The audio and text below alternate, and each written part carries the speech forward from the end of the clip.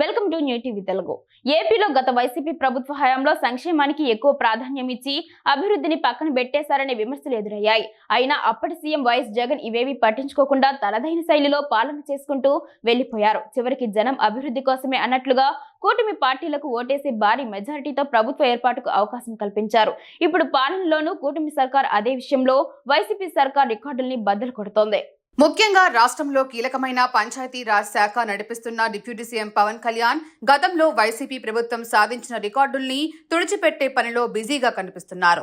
గతంలో వైసీపీ ప్రభుత్వం ఏ రికార్డులు సాధించామని ఘనంగా చెప్పుకుందో వాటిని తుడిచిపెడుతూ అత్యంత వ్యూహాత్మకంగా వ్యవహరిస్తున్నారు. దీంతో గతంలో ఓ 3 కీలక అంశాల్లో అప్పటి జగన్ సర్కార్ సాధించిన ఘనతలు పక్కకు వెళ్లిపోయాయి. అలాగే పవన్ కళ్యాణ్ దూకుడు కూడా ఇందులో కనిపిస్తోంది. అలాగే మినీ గోకులాల విషయానికొస్తే గత 5 ఏళ్ల వైసీపీ పాలనలో కేవలం 268 మాత్రమే నిర్మించగా 6 నెలల కూటమి పాలనలో ఏకంగా 22,500 నిర్మించినట్లు తెలుస్తోంది.